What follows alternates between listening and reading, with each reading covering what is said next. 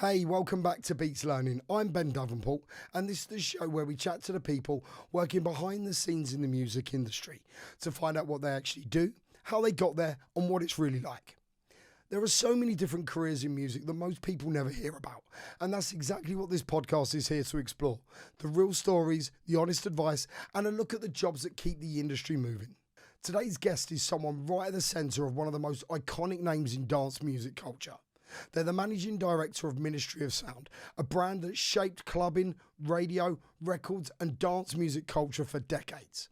We talk about what it takes to lead a brand with that kind of legacy, how you keep it relevant in a fast-moving scene, and what it really means to operate at the intersection of music, culture and business.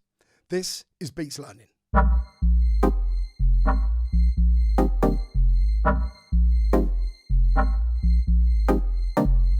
If you're enjoying the podcast, please hit like, subscribe, and share it with someone who's building a career in music. It really helps us grow and keep bringing on amazing guests like this one.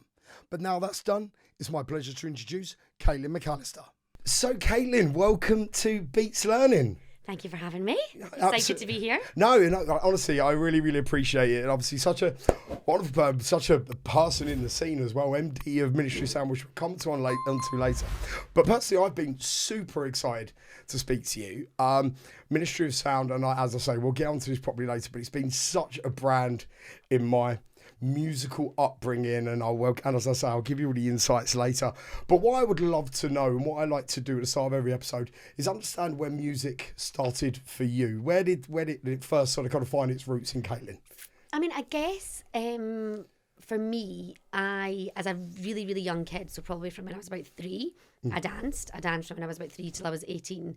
So music was always a part of my life, you know, and I used to dance maybe like 3 to 5 nights a week, depending on whether I was like being a moody teenager. And, I was preferring park drinking over dance classes at that point in my life. But so it was always really important to me, and it was a real creative outlet. I studied musical theatre as well, so like I had lots of different types of music I was exposed to. So I was quite like jazz hands and musical theatre, and then I was doing everything from like tap dancing to cheerleading to everything in between. And then, I started clubbing. Yeah. I probably went to like my first under 18s rave when I think I was something crazy like 12. Yeah.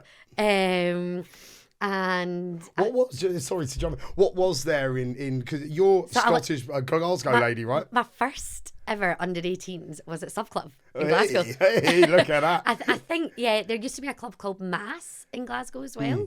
I think I maybe I went there before, but I remember there's like a picture of me, but like not Sub Club as like people would know it. Under 18 Sub Club is very different. It's like a picture of me and some friends at like someone's 13th birthday. We've got tiaras on. Like absolutely. That's not really. To be fair, that's a 20-odd-year-old these days, so you're way ahead of your years. So and then I started, and I loved even at like that under 18s vibe. Like I loved going out.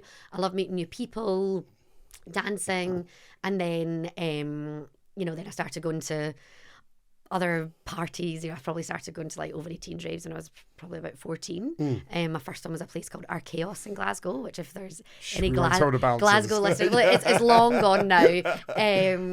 But and that was proper Glasgow, like dance music and like a bit of happy hardcore in there as well. I was about to say, what was your soundtrack when you were young? It was a mixture. It was everything from like maybe like perceived back then a bit like chavvy dance music through to like I loved R&B. I think that was like the dance in me, and then like in Glasgow I started going to like the Arches, and I went to like a lot of like colours events, and so that's kind of what I grew up with. Then when I got a bit older, I guess I fell more back into that kind of like R&B, quite typical club scene. I then got, when I started becoming of age and got to uni, I was much more like into like footballersy type sparklers clubs. Okay. I was like, I was in my fake tan, hair extensions, right? But I think for me, I've just like always loved going out. Yeah. Even like when you're growing up, you get like regular nights out. Like there was always this like Thursday night. There was a club called Carbon, and I just like never wanted to miss it.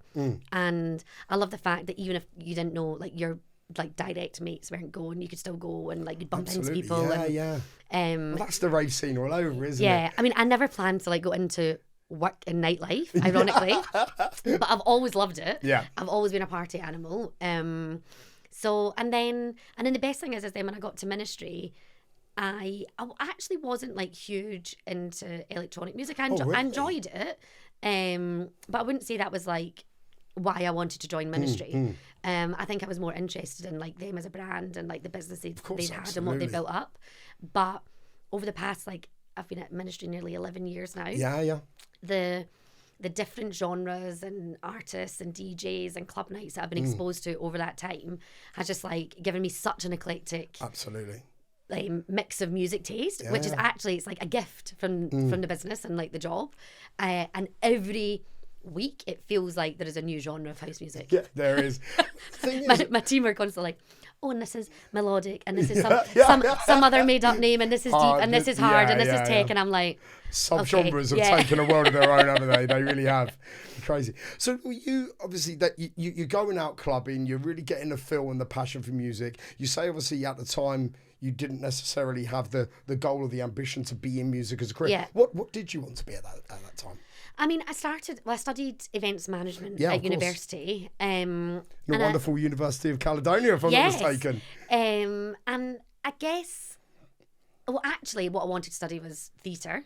Okay. So I'd acted and done musical theatre quite a lot. And then as I got a little bit older, like when I started sitting my A-levels, I actually decided that I really liked directing. So I liked the like stage design element, the costume design, cool. Like taking a play and then figuring out like how to put your spin on it. And then I was applying to universities. I got accepted to various theatre studies courses. I did events management as a backup. It's actually my mum was like, my mum was looking through a syllabus and she was like, I think I would quite like to do this. And I said, no, I think. And at that time, being an event manager, like 20 odd years ago, people were like, what are you going to do? Like plan parties? You're going to be a wedding, you're going to be a wedding planner. It wasn't really seen as a career. Yeah. I think it's like changed now because events are such a core part of the economy. So then I thought, am I actually going to make any money like as a director? Am I going to have a break in acting? Probably not.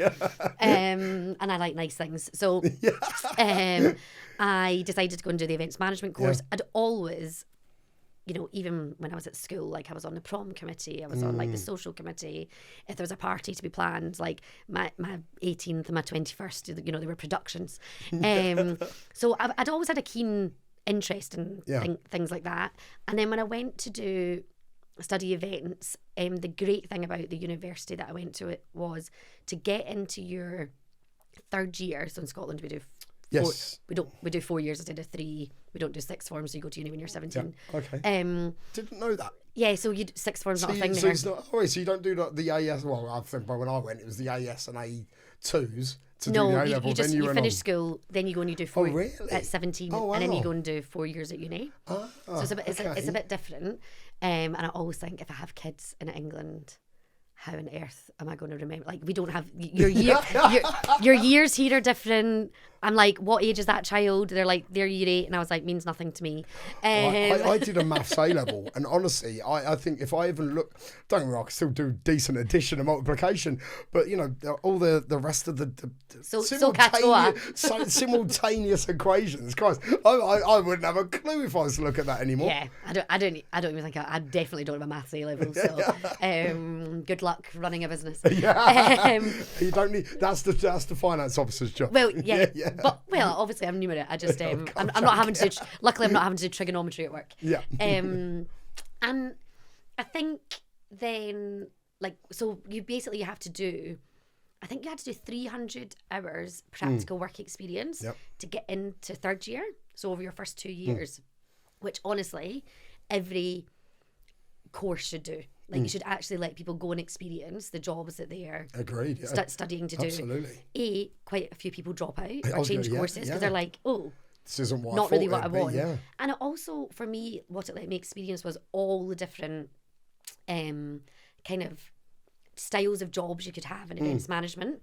And I guess I'd always thought like, oh, it's maybe a bit glamorous. Like I'd be like, you know, walking down a red carpet. But actually, I fell into festivals, outdoor events. So I spent my life in waterproofs and steel toe cap boots. Like it was like, and doing outdoor events in Glasgow means you spend a lot of time in waterproofs. Well, I must say, sorry to jump in, but I was obviously doing the research into you. Some of the events that I saw you did were great. Like the World Pipe, the World Pipe Band Championships. That just sounds epic. I mean, it's amazing. It's like 3 days of all the pipe bands from across the world, all competing. And I mean, honestly, I guess there's like, you know, it's a bit of like heritage as well. Yeah, of course. But they do this, God, I can't remember what it's called at the end. It's like, is that pass out or something? They do a parade at the end, essentially, where every band files into like this outdoor, it's all in a place in Glasgow called Glasgow Green. Okay. Which is like a huge outdoor public park. And if you imagine hundreds of pipe bands and formation filing in, amazing, and then they like announce the winners and whatever. Like honestly, I worked that event so many times, and every time that happened, it was like a goosebumps moment. That's amazing. And it's bizarre. And then you know you'd be doing everything from organising Highland dancing tents, and you know there'd be Highland games going on and caber tossing. So I worked on like events like that. A big part of my job. When I graduated uni and I got my kind of first job in events, I did a lot of Christmas stuff. So I used to work in Christmas like all year round. Like basically like February to December every year.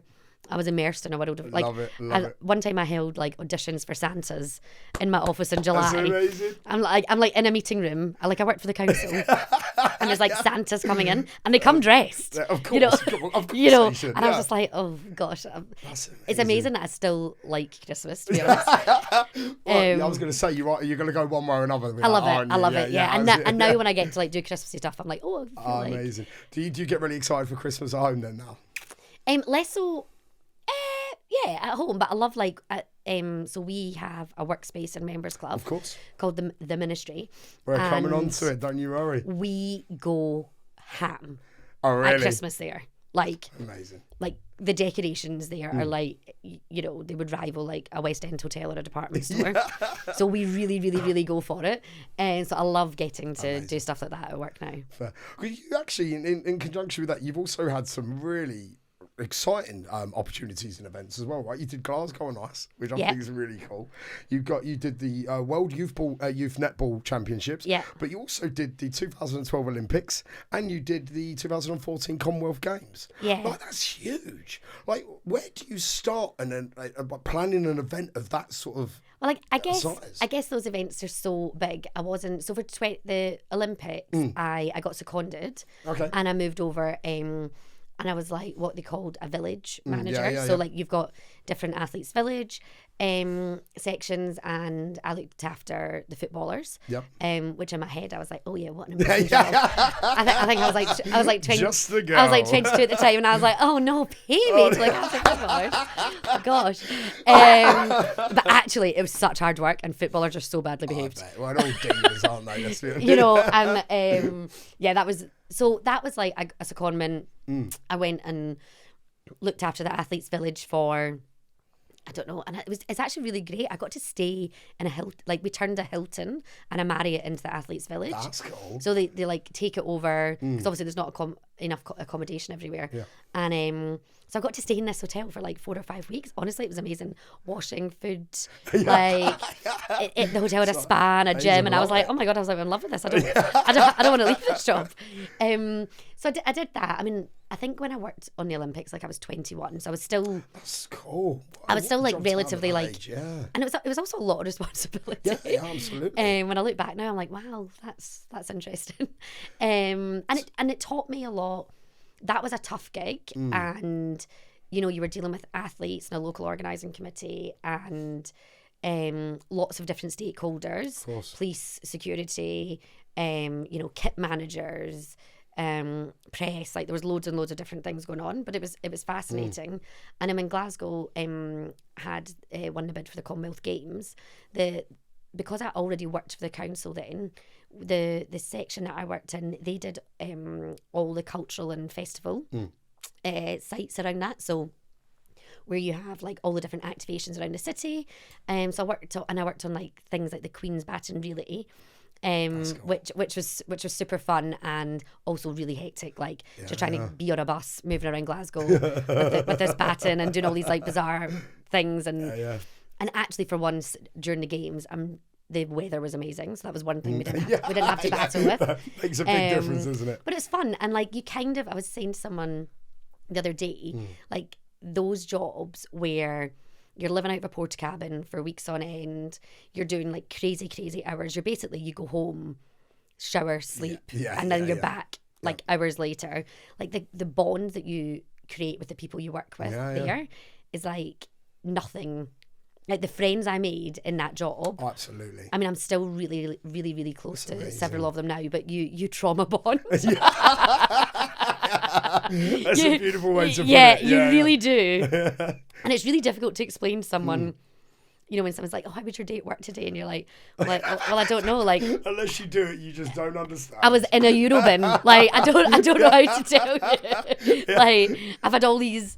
I was putting branding on fencing as the gates were opening. And I'm like, why did you choose me? I'm only 5 foot. Like, but I think all the jobs I've had through events and then going through to ministry, whether that's the nightclub or corporate events business, the workspace and members clubs, like I think I just get complete joy out of watching other people being happy, being entertained. Absolutely. Like I love designing experiences for people, whether that's how they're going to consume like a Christmas light switch on or an ice rink or the World Pipe Band Championships or a nightclub or going to work or a members club or like a fitness class, anything we do.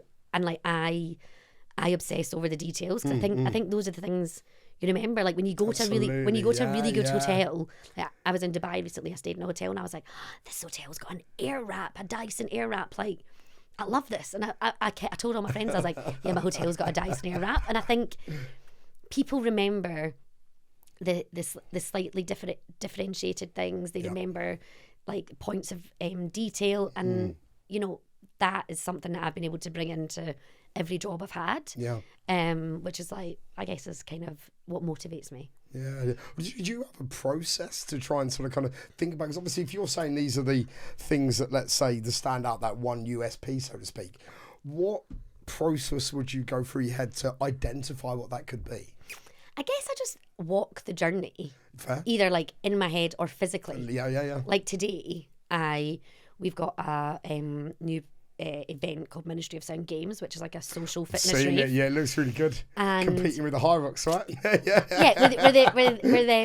we're the less intimidating, funner, absolutely. workout than rave side of High Rocks. But you know, equally as hard a workout. Trust me. Of course.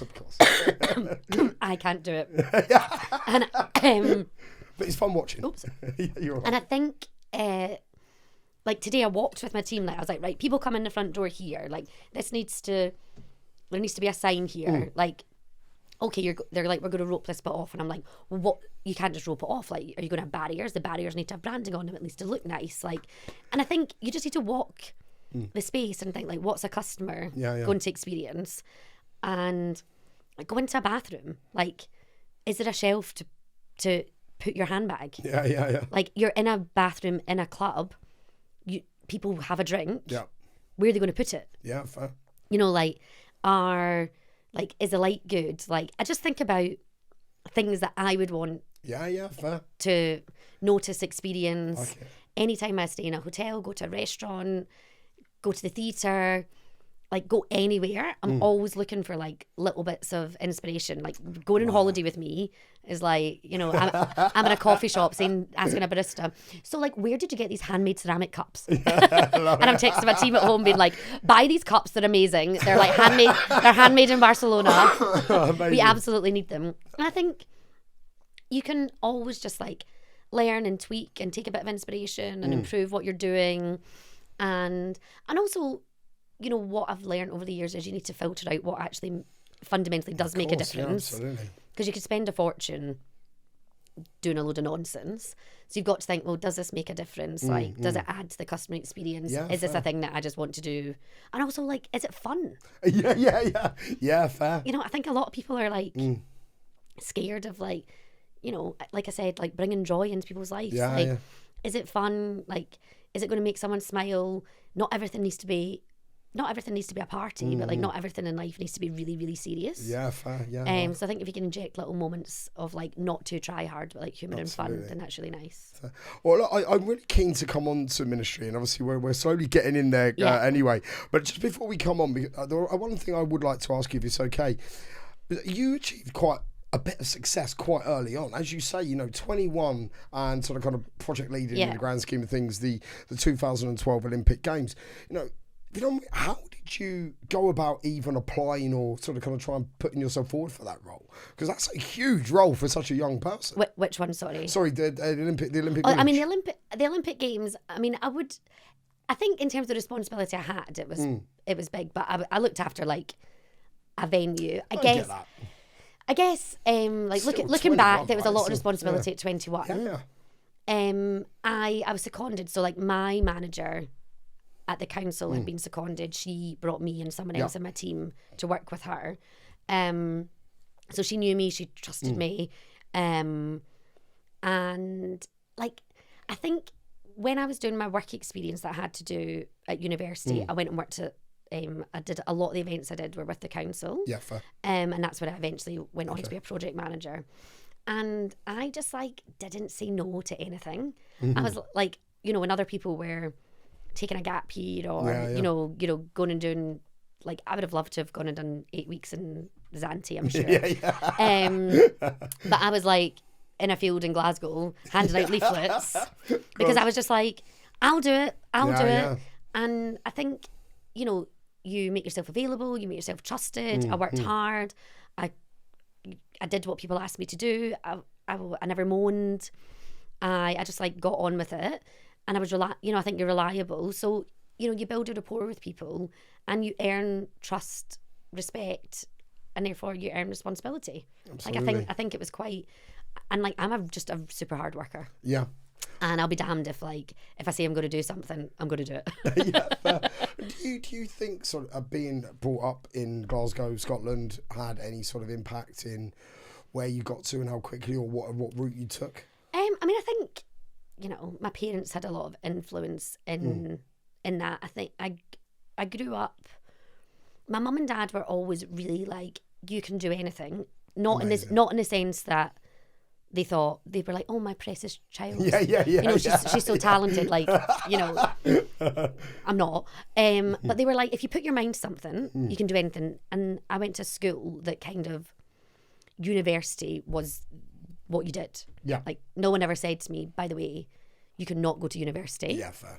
And my dad said to me, when I was like, you know, trying to figure out what I was going to do, he was like, you know, you don't have to go to uni.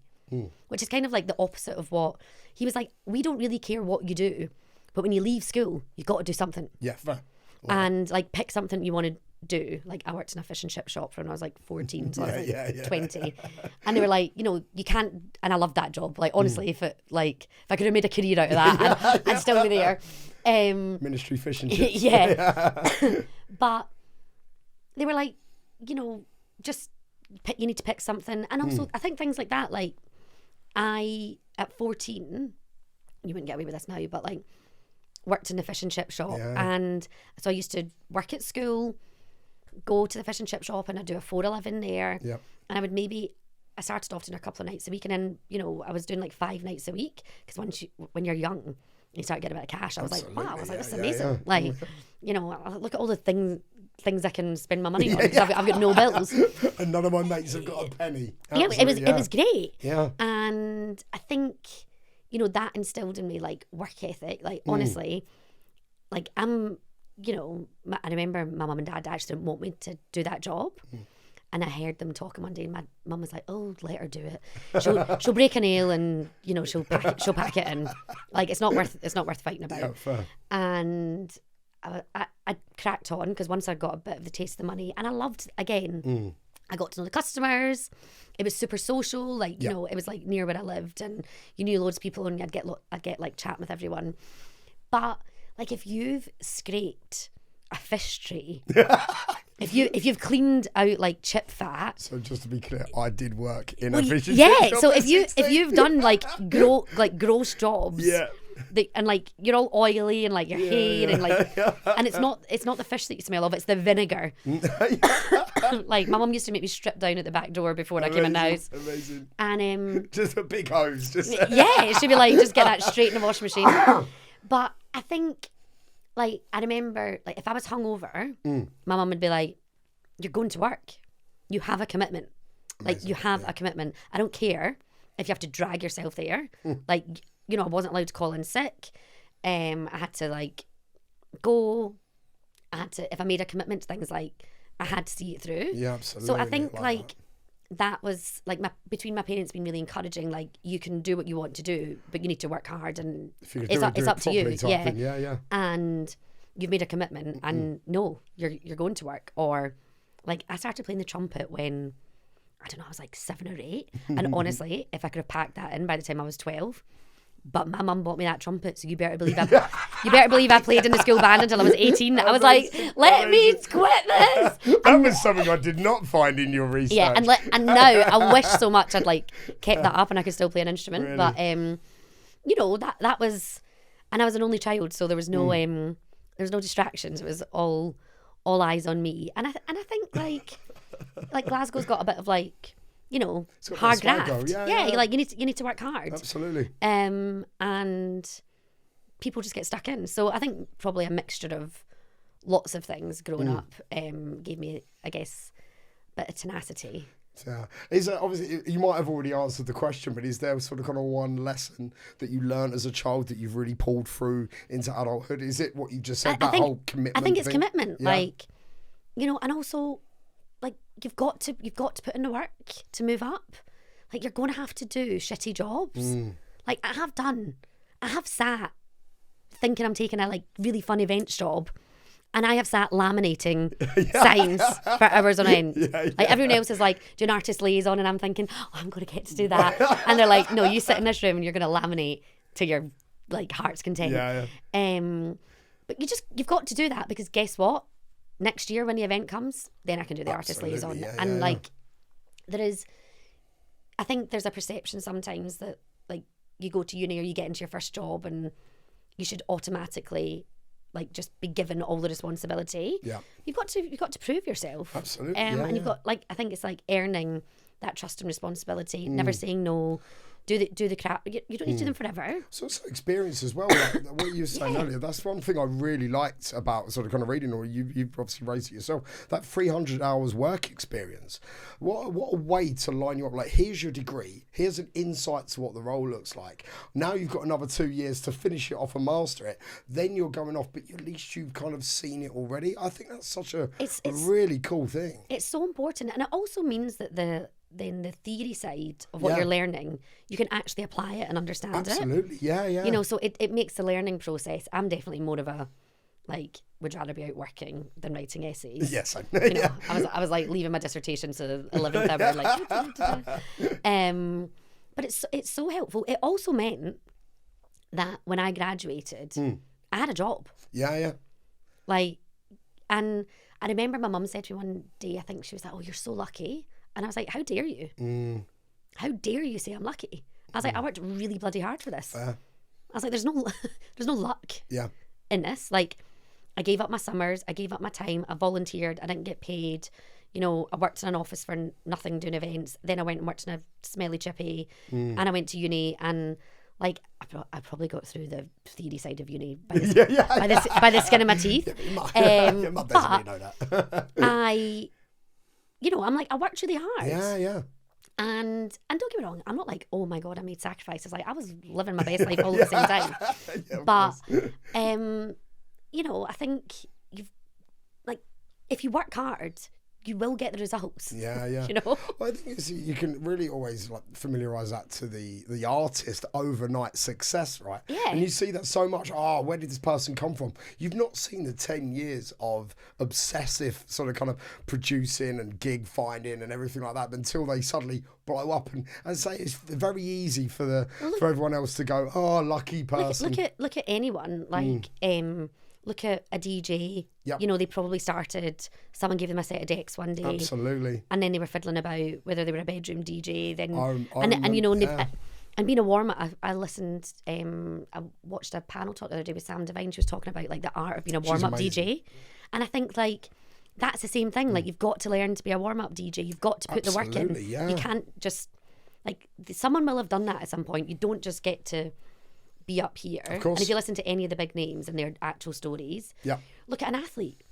They have to work hard. Absolutely. They're not just like, oh, like they might have some talent and natural abilities, but you know, to be the fastest person in the world, you got to train. Absolutely, yeah. You know, like to be again, I was listening to a really interesting podcast in a way here all about Hermes and like how they have to, they're not even allowed to make a Birkin bag like the crafts the craftsman and for 5 years. Oh wow, okay. So like they have to do so much other leather work before they can, like, you've got to put the work in before you can make the Birkin. Yeah, fair, yeah. You know, it's like I think no matter what your career, your passion, whether it's a hobby or a job or whatever, like you've got to work at it. Absolutely. I could have, you know, probably learned to ride a horse if I'd wanted to. Like I have no desire to do that, but like if I'd picked that and I'd worked hard at it, I'm sure I could learn, you know? Absolutely. I believe in you, Caitlin, don't you worry. Next time you can ride your horse here. Yeah, that won't be happening. So then when did that then all this turn into a sort of like a passion for music and career then? So obviously we're going back 11 years now. Yeah. You've, as I say, you've already had a really successful sort of kind of CV. Like, as I say, getting involved with the Olympic Games, the Commonwealth Games, you know, the bagpipe band world championships. You know, they're phenomenal things. And then suddenly you're in London, Glasgow girl in London, going for a role in one of the biggest dance music brands in the world. Where did that sort of kind of stem from? So I actually, such a random story. When I was working at the Commonwealth Games, I had this job at the live site for a bit of the Commonwealth Games where I looked after the generators. Okay, love it. So I learned so much. Literally kept it going. I learned so much about generators and like I'm not sure I could do it now, but at the time I could definitely rig a Jenny and like power and all this stuff. And the guy I worked with, he was a contractor that'd been brought in. So him and I spent a lot of time walking around the site, looking at generators together. And like I say, you form these bonds with people when you're doing that loads of times. And he said to me, I do quite a bit of work with Ministry of Sound. They're always looking for good people. Like, you should meet them. And I was like, oh, London, don't know, it's very expensive. I was in a good position. I was 23 at this point. I was thinking about buying a house in Glasgow. Like, you know, that would be a pipe dream down here, right? So London wasn't even a fault for you, really? No. And like loads of my friends had moved to London because we'd like studied events and like there's better opportunities down here. But I was like super happy at home. Well, especially with this success you've already had. I love my job. Absolutely. It was great. Yeah. And he was like, you know, why don't you just go and meet them? So I was like, okay, fine. Like, what's the harm? So I got on the train, came down. I met the COO at the time. He grilled me for like 3 hours. Really? Oh my God, yeah, it was super intense. And then at the end he was like, yeah, you know, great to meet you. Don't really have any jobs for you. Thanks for coming. And I was like, okay, fine. And I remember I was like really annoyed because I was going to Vegas the next day. And I said to Mum, I've just gone up and down to London, spent 150 quid on a train ticket. For a job and I was like, no, a job that doesn't exist. Amazing. And she's like, oh, well, you know, like good Ministry of Sound, sort yourself out. Actually, I'm saying it to you now. It's me now. We don't. And she was like, well, you never know, like good experience. And I was like, no, fine. So off a pop, that was like the August 2014. And then I got a call in Feb 2015. And it was a guy who'd introduced me and he said, hey, Ministry think they might have a job for you. Amazing. Can you come down to London? And I was like, I'm actually here. I Amazing. just happened to be down visiting the girls that weekend. Yeah. And we were on, this is like one of these moments that will stick with me for the rest of my life. We were doing #tourist, the open top tour bus. I've lived in London pretty much all my life. I did it for the first time It's when so good. friends come up from Devon.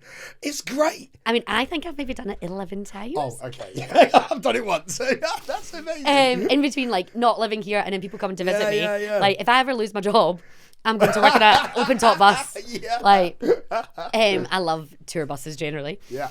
And anyway, so we were on and we were like hopping on, hopping off, like having a drink, you know, like I think there must have been like 7 or 8 girls. We were all together.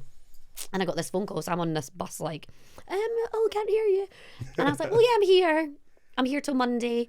And they're like, can you come in tonight? And I was like, is this Saturday? And they're like, no, like come in tonight. And I was like, could I do it another day? And I'd also I'd had a couple of drinks. Yeah, fair. And they were like, no, tonight. And I said to my friends, and they were like, go. They were like, whatever, just like go. So I got... Fair play. Like, I'll take my hat off to you there. Yeah, I was like, well, what am I going to do? And I was wearing like, honestly, obviously it's a long time ago. I was wearing like wedge high tops and I had like a floppy hat on. Like, it was just, I'd probably had like quite a few glasses of wine. Yeah. So I went back. My friend stayed in Kennington, which is not far from Ministry. Yeah, of course. We went to her house. I stuffed a pizza down my throat. Was like, you know, started trying to like G myself up.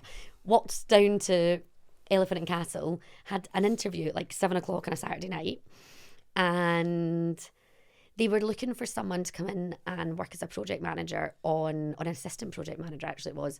We were going to build a new nightclub. Yes. At the time. So where was she going to build it? Out of interest. it was going to be at the rear of where Ministry is Okay. now, in the basement of like these 2 residential blocks. So like they were going to relocate us as a kind of a solution to be able to. You wouldn't be the 103 anymore. No. I know. Anyway, obviously it didn't happen. I was going to say, I'm sorry to jump in, Caitlin. I'm Ministry was like church for me, and honestly, the amount of times you saw like the notices or whatever about the neighbours whinging, it's just like, these are new developments. You've moved in there knowing there's one of the biggest nightclubs. Well, Ministry actually changed the law. Like they got an agent of change introduced, but we thought at the time this solution to us going in the basement, you know, was great, and we were going to build a super club, and I was like, you know, I got offered this job, and I was like, whoa, what a cool thing. Yeah, I was like, I don't know anything about building buildings, but sure. But like, I'd worked in events, I designed customer experiences, understood about timelines and budgets, and when you're building a festival site or an outdoor event, a lot of the same points in construction, like CDM regs and all of this sort of like super sexy stuff, it's all the same. Like you need to like figure out how to power things and about waste and water. Absolutely. And so one gets demolished after a couple of weeks, the other one lives for hundreds of years, but a lot of the same like principles apply. So I thought, this is such an exciting job. And at the end of the interview, it was a club development director and the COO that had given me the 3-hour grilling before. They were like, so do you want this job? And I was like, yeah, I think so. I was like, but can I think about it? Like, so I went back to my friend. All of my friends are like waiting at my friend's house. I go back and I'm like, I've just been offered the job. They all live down here. They're like, do it. You know, when you've got all these people and they're like, you know, it's serendipity. Absolutely. And I was like, I think you've also got Friday and Saturday sorted for all your mates every well, weekend. the funniest bit was they said, I'll never, I can't believe I ever did this. They were like, what are you doing tonight? Like, with all your friends, do you want to come to the club? We'll sort you out with a table or whatever. Love it. And I was like, oh, it's all right, I've already got plans. Like, they must have thought, okay, is this girl okay? But like, we were going some night in Brixton and you know. So I was like, oh no, thank you, but no. I'm like, okay. And then I went back in on the Monday, like finessed a few things with them. Went back to Glasgow that night, handed in my notice the next day. Amazing. And that was a February, and I moved to London and started at the beginning of the April. That's fantastic. And I just kind of threw I was like, okay, get some. Just my whole life is just moving, and it was great, and it was super exciting. And there's a beautiful moral to that story as well, right? Like, let's be honest, you went down originally, this massive there and back for what you thought was at that time nothing, on the day before going to Vegas, and then you've made yourself available at the drop of a hat on this second opportunity, and now it's turned into your absolute career. Like, that's fun. What a moral. It's a bit like, if the door's open, like walk through it. Yeah, absolutely. Yeah, completely. It's like if I'd said, no, it's a Saturday night, I'm not coming. Yep. I was just like, okay, is this ideal that I'm wearing these stupid high tops and I've had a couple of drinks? No. Well, surely they would have known that as well, right? They're not going I to mean, invite someone over on a Saturday evening and be like, they're going to turn up completely sober. Yeah, I mean, it's just not maybe it gave me a little bit of Dutch courage, I don't know. Yeah, fair. But, just like, if you want something, and if something presents itself to you, like that was, like I said, I don't really believe in, being lucky, but I do believe that like things happen in a moment. Absolutely. And you can choose to make the best out of it. And what did I have to lose? Yeah. What, an hour out? I was already in London. Yeah. Like my friend stayed in Kennington. Yeah, great. It was like, or whatever. Like it's probably like an hour and a half out of my whole entire life. Yeah. It's 7 o'clock. That's fake. I'll catch up with my mates later. Like whatever. Absolutely. And honestly, best decision I ever made. Literally, there was the start of an epic career, which will now really, I'm so buzzing to jump into. As I say, for me, Ministry of Better Sound has been such an icon, such a brand for me growing up, and we'll get into my love for it later. But look, so you've joined the ministry, you've joined there to build this new club, which obviously ended up going and getting cancelled. So what happened there? Where did you, because over the past 11 years, you really jumped the ranks. Obviously being MD now, there's a whole load of steps in there. I mean, I've had loads of jobs since I've been there. So I worked on that project probably for about a year, which is fascinating. Like, we had some of the world's best architects in pitching to do that, like David Adjei, OMA, like being in the room with S. Devlin, came in and did a whole bunch of work with us. Like, I was in the room with some like truly amazing creative minds. Sorry, how old are you at this point? I'd have been 24. That's amazing. Yeah, I'd have been 24, and so cool. It was great, and I was being exposed to lots of things I wasn't before. Going from the council to working at ministry, like chalk and cheese. Oh, yeah. Wow. I remember the first time someone sold in an email, and I was like, "Whoa!" And I was like, "Oh gosh, this office is very different from what I'm." I'm used to. Like, there's people running around, there's like music being played everywhere. Absolutely. It's all a bit chaotic. I was like, oh gosh, well, the thing is, the ministry isn't just the club. You've got the label, and obviously we'll come on to all the new things you've built since. It's more than a club, isn't it? It's got all these like brand extensions. Well, I don't even remember back in the day what actually really got me into the dance and the music outside of the original Clubber's Guide to Ibiza album, which for me is just the single best album that Ministry have ever released. It's literally what defined my musical journey. But I don't know if you remember, I don't know if you're aware of this, you have a magazine as well. Yeah, Ministry we still have. So we've got, so Ministry turns 35 this year. It does. So we're in our 35th anniversary, and we've got loads of things happening. And we've got a book coming out in October. So we've got our ex-creative director, Simon, has pulled together like a fantastic book, and it's been published by Rizzoli, which is amazing. And as part of that, Simon has like been digging through the archives, reaching out to all these different people. So like we've got this little room at the moment that's got merchandise, flyers, all the magazines, like all these bits of original history that Simon's been like collecting and photographing and to put in the book. I'll send you a copy of the book when it comes out. Oh, please. Honestly, because sorry to jump in again. So my room, obviously, I've kind of tried going for a bit more broad and varied on the studio wall. My wall when I was a kid, all of my mates were like a Lamborghini or a picture of an alien holding a joint going, take me to your dinner. Me, all of my whole wall was covered in cutouts, flyers from Ministry Mag. I love Like that. it literally, I can't tell you enough how excited I was to speak to you today, because Ministry has been such a thing for me. And even, actually, you know what? I'm going to jump straight into it because I'm buzzing to show you. My debut as a DJ was in the Baby Box. Oh, really? My I love first that. ever. And I literally, just to show you how much I did love it at the time, I love it as well.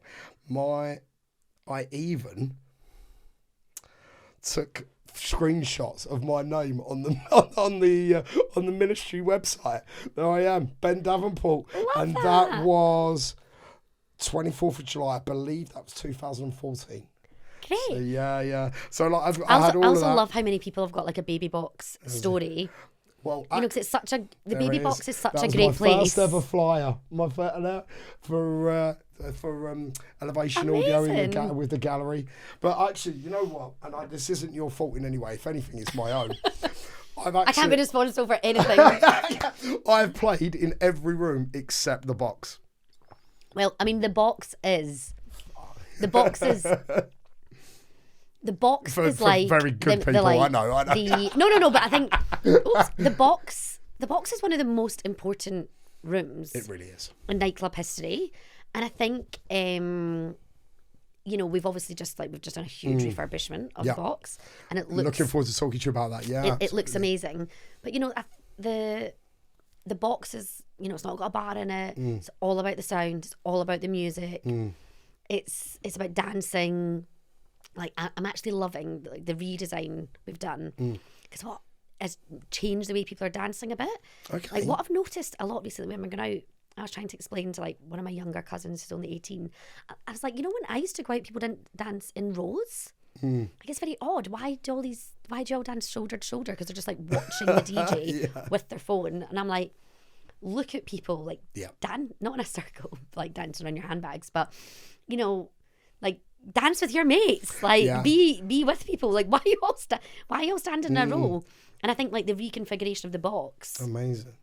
I've noticed, obviously people are still angled towards the DJ, but they don't seem as like obsessed with like standing in these rows, which is so much nicer. Because I just think, don't you want to like look at the person you're out with, and like music is like making you feel a certain way, and you want to like make eye contact and see people and smile and like, you know, have you had a good night out if you haven't like shouted the lyrics of like the favourite bit of a tune in your mate's face, like. Well, I don't know if you've seen, there's been a lot of video, well, so whether it's just, you know, it's a classic algorithm, right? You see one, next thing you know, you've seen 1,000 of them. But I've seen a lot of videos recently about people making this point, and I think it's such a brilliant point about how the perception of a DJ has changed over the years. Back in the day, you wouldn't go to see the DJ, you went to hear them. And it was about the DJ providing a service to make sure that you were having the best time and working with the music as best as you possibly could. Whereas now it's become more of a focal point for the DJ. And as I say, like I'm not going to jump on the bandwagon of everyone having phones. You know what? Let's be honest. It's become such a performance now. It has. I'm not surprised that people have got their phones. Well, if everyone just stood there and DJ'd, that would stay the same. But when you've got clubs that are producing shows and such amazing production, like a Universe in Ibiza, or you've got club nights, you know, think back to like when Elro launched, and, and like that's like, you know, like stimulating every sense ever. I think, you know, social media, phones, they change things. Absolutely. And like it or love it, that's the world we live in. Like, go to a restaurant and everyone is taking pictures of their food. So like, it's the same thing. Oh, I know. You know, like go to a club, people are taking pictures of the DJ, the production, the moment. Everyone wants to catch the drop, and I think fine, like fair enough. You want to, and as a venue, we want people to be like, we came here, we had a great night. Absolutely. Do I want people to stand and record a whole set? No. Once you've got that moment. And also, are you ever going to watch it back? Yeah, but that's the point. You know, have you ever gone to a concert and then actually rewatched? Well, it kind of is one of those arguments where it's like, Who are you taking the video for? If it was for you, just be there in the moment, enjoy it, and look, as you say, you're never going to watch it again. Quite smart. Even my phone's filled up with stuff I'm never going to watch it. But if you're going to just post it, it's not for you. You're doing it for other You're people. doing it. So then you're just losing. But you can take that video in absolutely 30 seconds, and you can post it, and people know you were there, and you know you did your thing. But absolutely. So I get it. I do it. Yeah. I want to say take things, and it is a bit of a digital memory book. I quite like when Instagram or whatever reminds you of things that happened years ago, and I'm like, oh my gosh, that was nice and that was fun.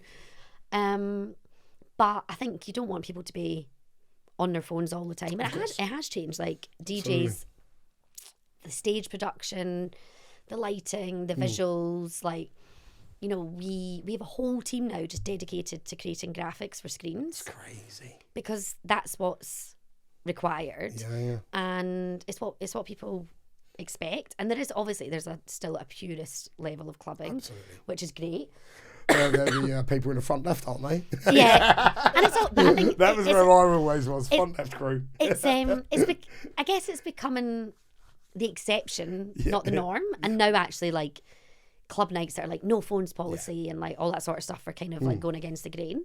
So we'll probably see a bit of a full circle moment. Like absolutely. One of my best nights out all of last year was like Pikes in Ibiza. Obviously, I love Pikes. You're not allowed to use your phone there. Yeah. My friend and I went, and when I tell you, and I don't even think we drank that much either, because we could not get off the dance floor. The music was so good. You're not allowed to use your phone, right? The atmosphere's awesome, isn't so it? It your really phone's is. in your bag. Yeah.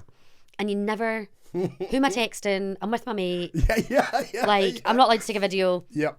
It's like if you've got your phone out, it's like frowned upon. Like you feel a bit like, oh. So you're just totally disconnected. Like I probably, like, eyes closed, looked at the ceiling and danced for the first time in forever when I was there. And we left that night. I remember, like, we danced like all the way. We like in the taxi, we were like singing all the way home. Amazing. We got back to our hotel. We were just in like such a like an uplifted mood, and we really felt. I think it's a mixture of like Pikes is just amazing. It really is. The people there are great. The vibe. Yeah.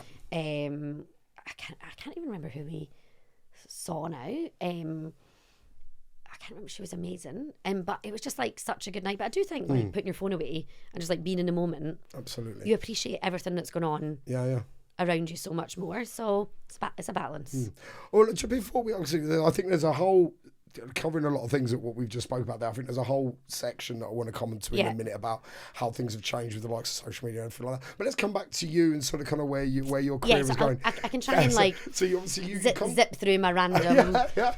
Because actually, sorry to jump in, but what was it? The build of the new club was cancelled, but then that's when you actually went on to look at the ministry, the new co-working place, right? Yeah. So I worked on that, and during that time, I really started to understand a lot more about build, design, like, you know, MEP, structural engineers, surveys. Like, it was fascinating, and I'm a bit of a sponge, so I like love learning new stuff. And then before the ministry, we opened a boutique fitness studio around the back of the club. And the girl who opened that, Olivia, she's actually one of my closest friends now. Again, we trauma bonded. And you know, so I laugh as strongly as I do. Everyone knows who's listening. My career's in finance, and if my buddies at work are watching, they'll understand. So the trauma bond, it's a real thing. It's a real thing. Like, we had no money to, like, we got not no money, but we were on a bit of a shoestring budget to fit this gym out. And we spent all the money on the equipment, the sound system, you know, the gym kit and whatever. And the whole thing about this gym was there was a boutique fitness studio, and there was a bar. It was meant to be like balanced, you know, you can do a class on a Friday night and then stay for a drink and whatever. Olivia and I got a white van. We drove to Deptford Market and we bought all the furniture there. Amazing. And then we bought these like amazing, they're 20 like really beautiful Italian chairs, but the seat pads were like, oh crap and gross. Yeah. So we went into the box one night.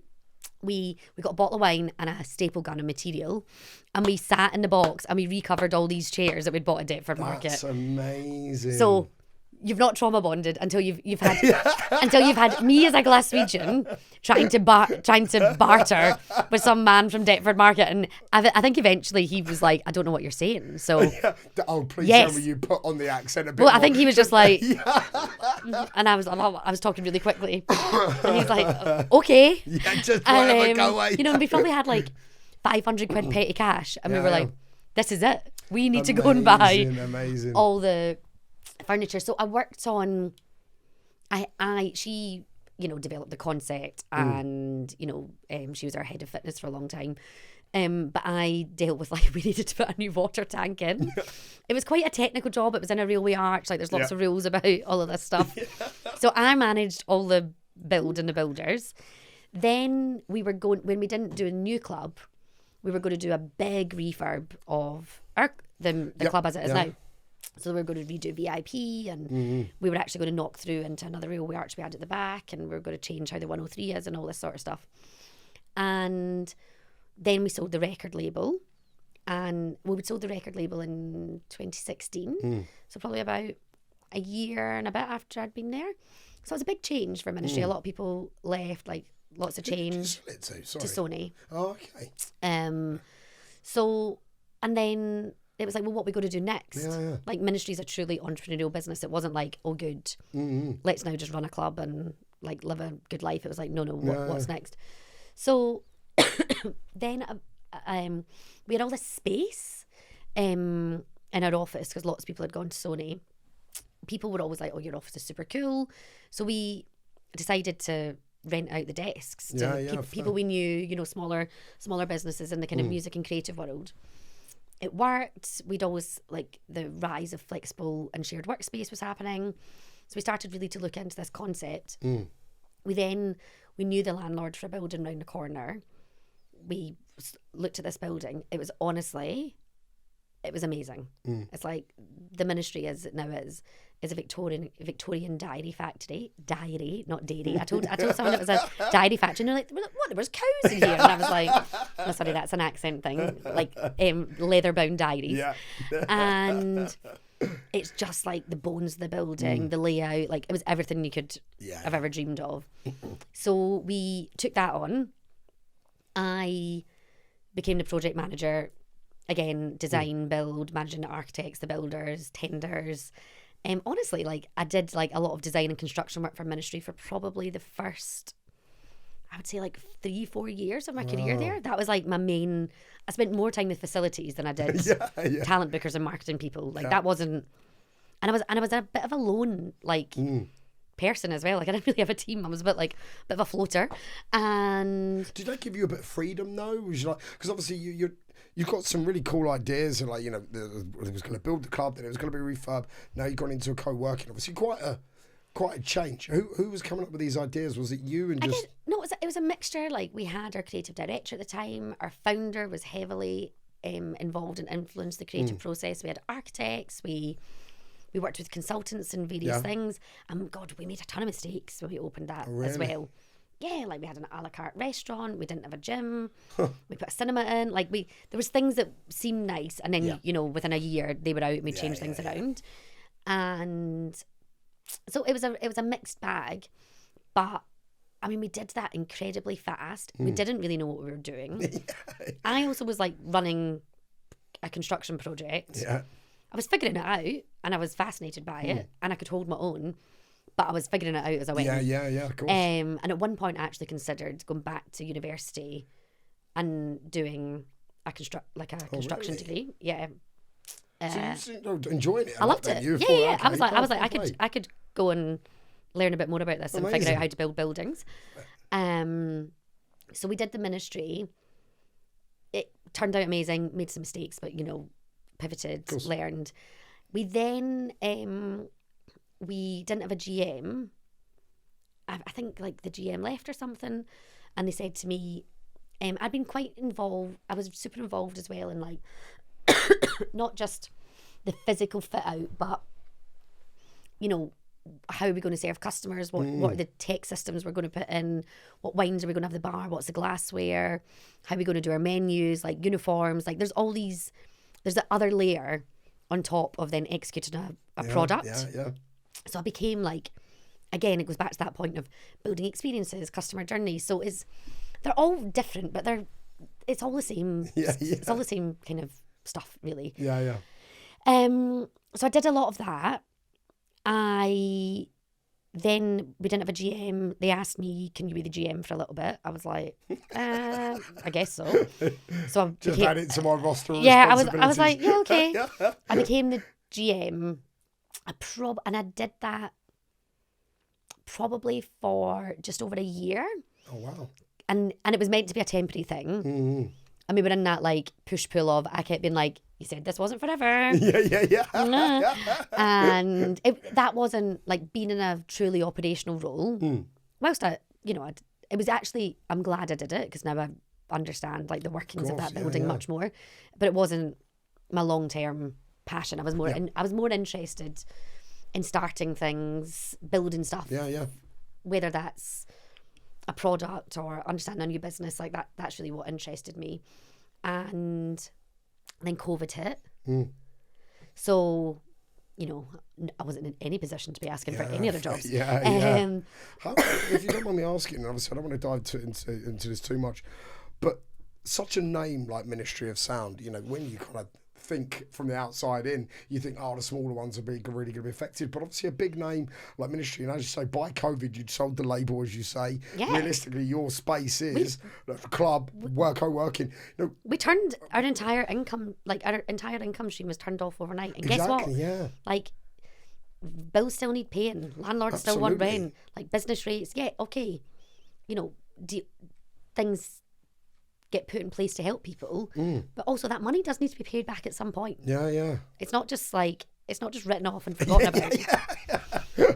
So every part of our business, like we have everything about Ministry is physical consumption of space and experiences. So we had no digital online. We weren't creating products that you could buy and have at home. So it was tough. Most of the team were furloughed.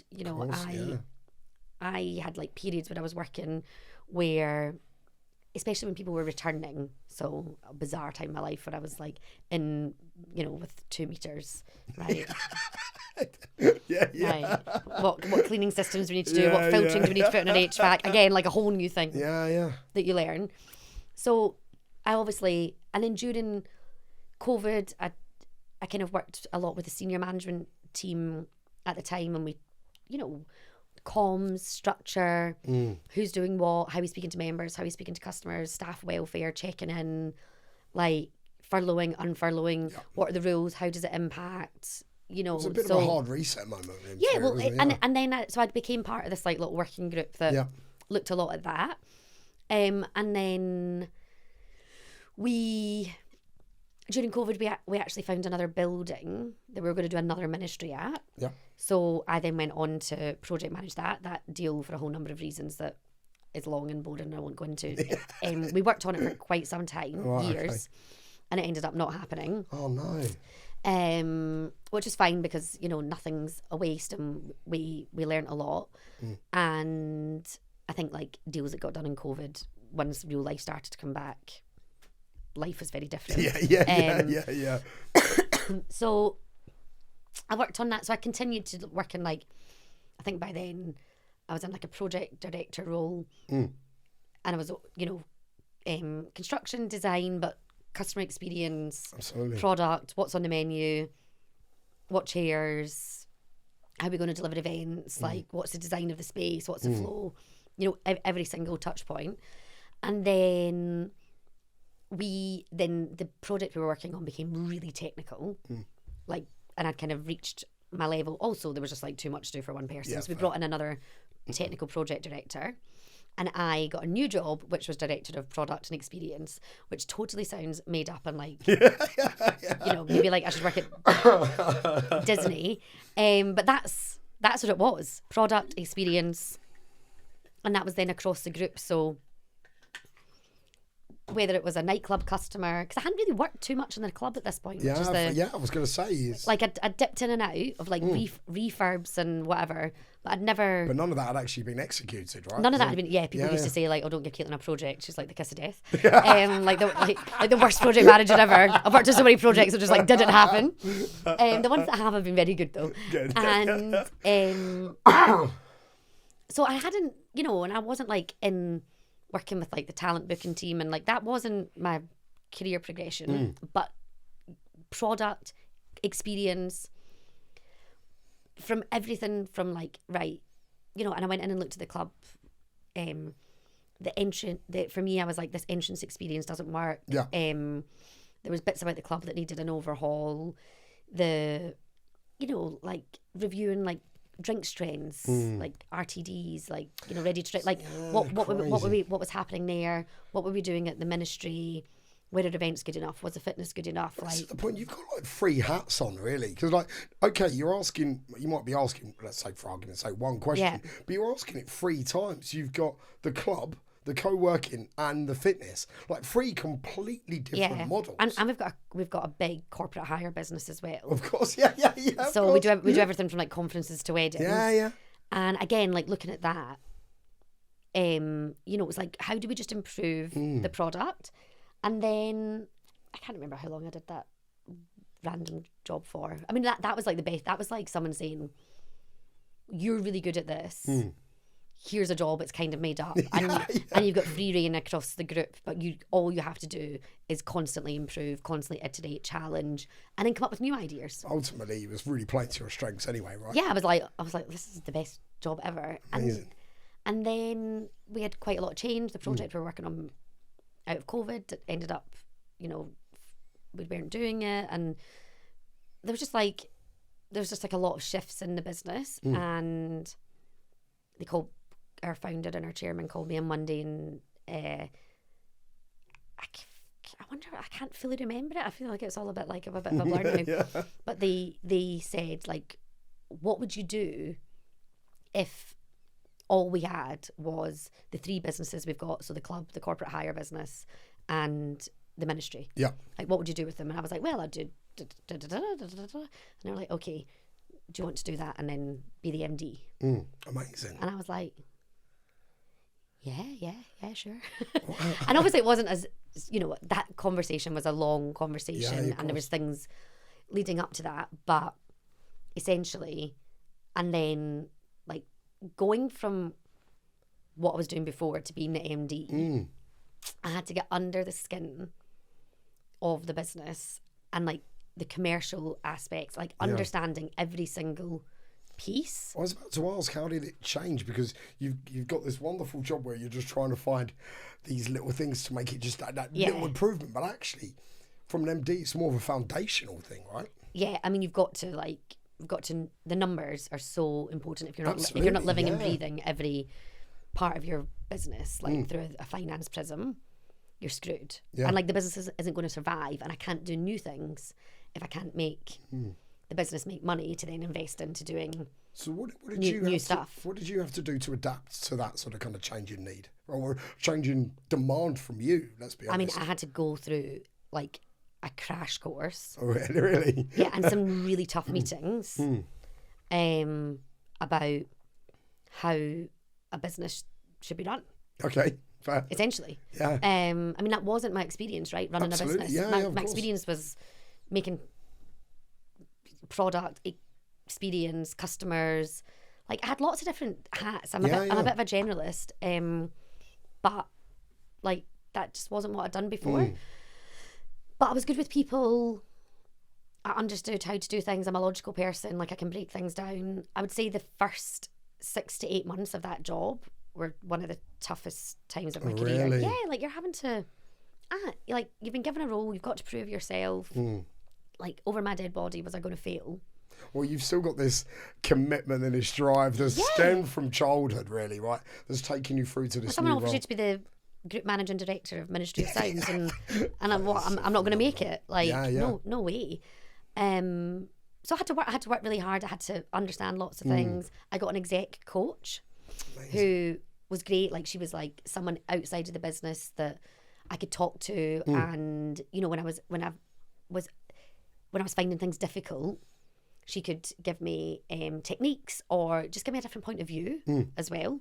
You know, because I can be like stubborn sometimes, and you know, we all can, Caitlin, don't worry. I can get in my own way. I'm also a control freak. Yeah. So I by not delegating and trying to do everything myself, I'm actually become a blocker, which is something I've now learned. I was about to, because I must admit, I suffer for something very similar. So how did you go about sort of going? Obviously, I appreciate you're seeing a coach, but going from having that control, needing that control in many ways, to suddenly being put in a position where actually you need to be a bit more hands off, everyone give me your input, and how did you go about sort of making that change? With great difficulty from the like it was really, really difficult, and our founder and chairman were amazing, like coaches and mentors to me. They've challenged me and they pushed me. Amazing. Like they pushed me really hard. So like they really believed in you from the off. It was not easy, but made me all the better for it. Absolutely. And they were very clear in their expectations of me and the business. You know, so when you've got clear expectations from people, you're like, right, okay, this is the goal, and this is what I need to work to. I suppose that makes it a bit easier, doesn't it? Having an actual, well, not like a very this exactly what needs to happen, but having a goal, what you to aim for. People, you know, like surround yourself with amazing people. Yeah. Like our HR director, my finance director, like they were so key to everything we did. Like as I took over the business, they were a great support. We all challenged one another. We were all kind of like, right, okay. They were quite new into the business as well, so we were like, let's get going. Yeah. And you've got to turn over every stone. Like it's a bit, you know. Sometimes I was like, oh god, it's like, what am I gonna uncover?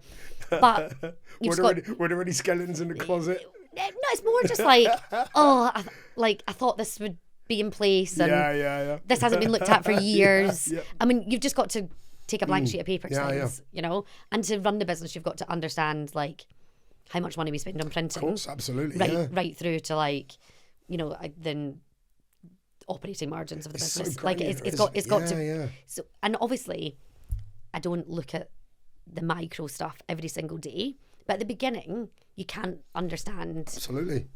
And like you need a holistic view. So I spent like 6 to 8 months in like entrenched in detail, and then you get into a bit of a rhythm, you know, and you get a bit more like, I got a bit more confident. I tried some things. I was like, oh, I think I've got this like down now. And then it was like, here's a new idea. And I was like, oh, I don't have this down. But, you know, I was learning, figuring it out. Things were improving. You know, we started to put plans in place for the future. And, you know, and that's something that they always really encourage me to do, is like, you know, have a vision for the business. Because I see myself, I mean, honestly, you could cut me open and I'd bleed ministry. Like, I think about, you know, where we're going to be in 5, 10, 15 years time. Amazing. So now I'm out of firefighting mode now. Yeah. And I'm thinking about like, okay, what, you know, is the club going to do? Its numbers at the weekend, what's happening over here? You know, is our corporate hire business like, what we're going to do in June? That's not a great month. You know, that's obviously always on. Yeah. But I'm much more in the realm now of, in 3 years' time, how's our global events business going to have changed, and where do we want that to be? And it's a different kind of hard, because I don't have a crystal ball, but it's a much more pleasurable place to be. Absolutely. Well, look, on that, when you first started at Ministry, obviously, as you say, look, it was a brand you knew, but it wasn't really your go-to. It wasn't anything you were crying out like, for. I guess I didn't grow up in London, and you know, my experience of Ministry was the CDs probably. Exactly, same as mine in the early days, right? And I lived down the road, but obviously, as you've gone on, and you know, using your comment a second ago, you know, you cut you now and you bleed Ministry, which I absolutely adore. How did it feel suddenly being the top dog, so to speak? You know, taking over a brand of that, which now is really encrusted into you. it felt like a privilege. Of course, yeah, I love that. It felt like a privilege. Again, I worked really hard. I've been in ministry for a long time. I've done loads of jobs. I've made it. I also probably, at certain points when like projects I've worked on haven't worked out or whatever, they could probably have got rid of me. But I made it my business. Yeah. To like, you know, they're like, oh, we need someone to figure out how to put a whole new water tank solution in the club, and I'm like, I'll do that. I'll do that. I'll do that weird job. They're like, oh, we need, you know, I did a deal with a fulfillment centre so we could send fans and DJ kit on our tours business. I'm like in Slough at like, Amazing. I was like, I'll do it. Amazing. So you know, so I like worked, and I think I always loved the environment and the culture of ministry. That's what kept me there. They always want to do new things. They're not scared of trying stuff.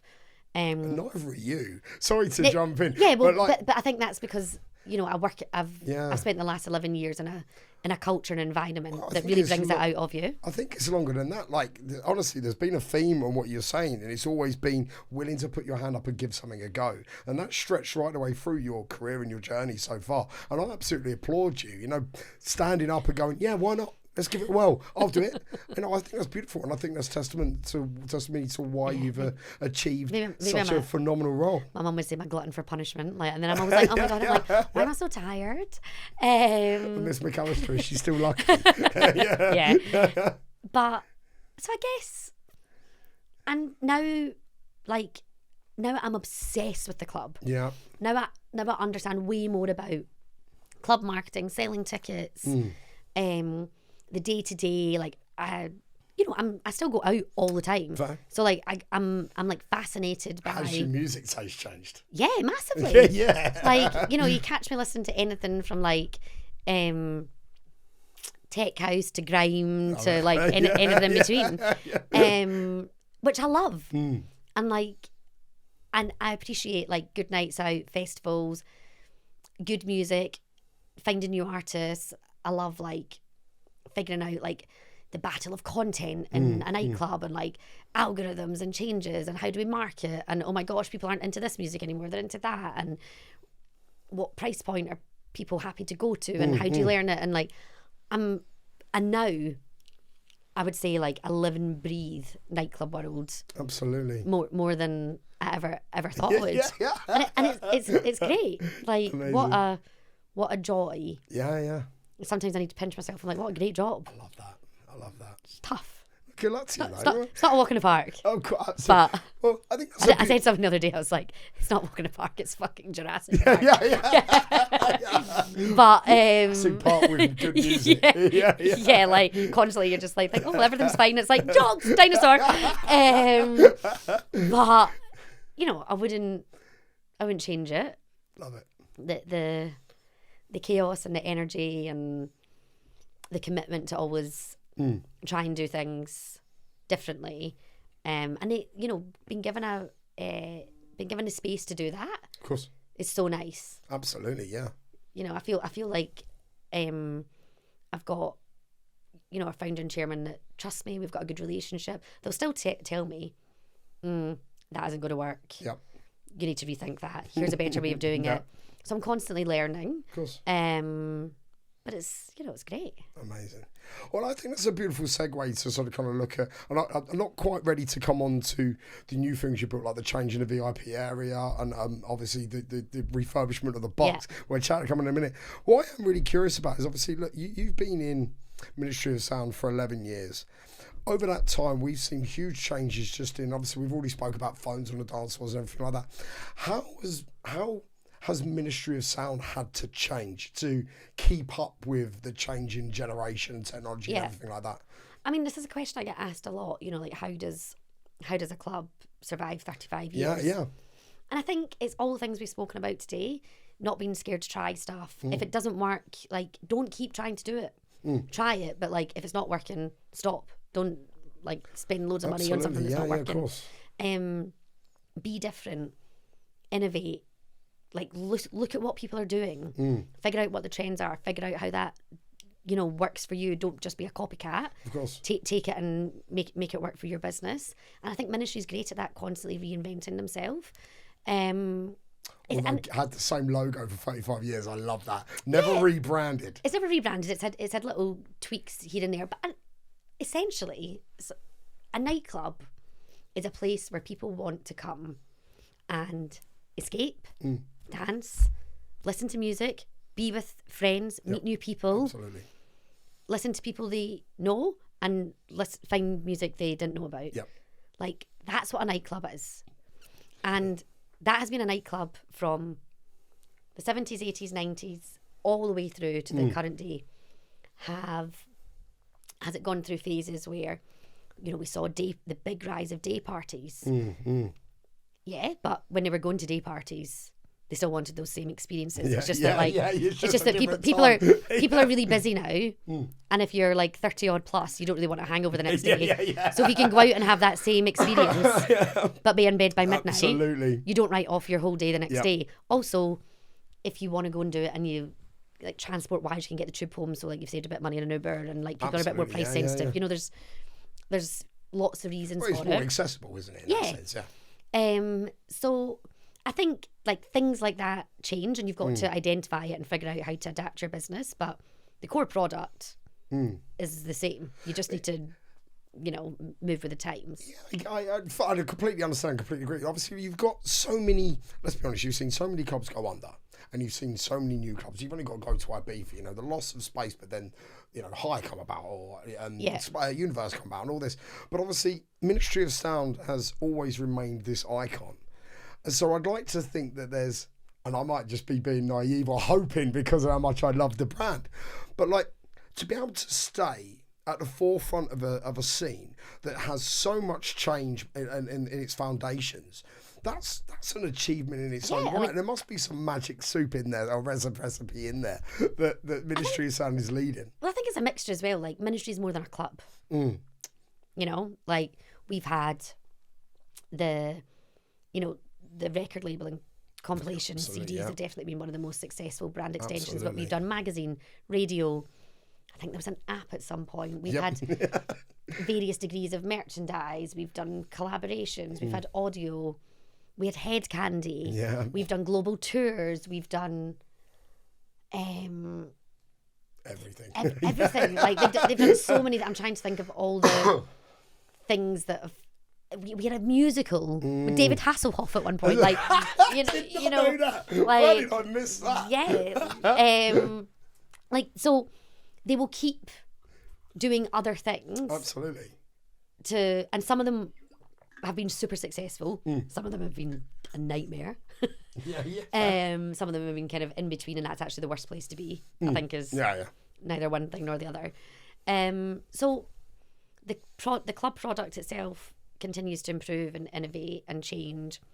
The connection with the scene and artists, and we can really pull on that heritage, but also like exploring new and up and coming. And I think it's good to have that mixture. And we differ from some other clubs in the sense that we are not just one room, one headliner. You can come to Ministry and you can have 4 nights out in one night. You can listen to like different genres of music in different rooms. You can float around. You can go ham in the box, and then you can go to the baby box and discover someone new, and then you can go and like have a little like dance to some like newer music in the loft. Like, there's just so many things going on. So I think the club in itself is, has got all the makings of that special sauce. Absolutely. Well, no, you don't need to sell me. I've been sold a Ministry all my life. Honestly, it's just the epitome of the dance music culture in my eyes. Honestly, it's been such a foundation for my upbringing in music. Yeah, and we've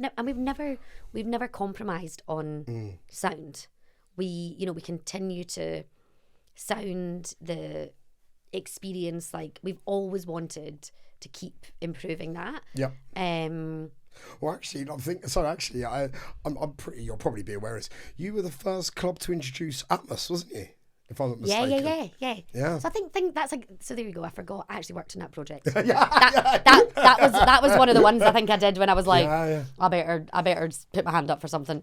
So we put Dolby Atmos in, which is actually a huge project, because at the time, now technology's moved on, but at the time you had to commission artists, because they had to go back to the studio Yep. and they had to rip apart their tracks Yep. and rebuild it in Atmos. Yeah, I remember. And I don't know enough about music production, but it was a long process. And there was only like one studio, and it was in, I think it must have been in Soho, and I think there was maybe one in LA, so artists could like go to one or the other, and like, so it was a big, to get to that one night.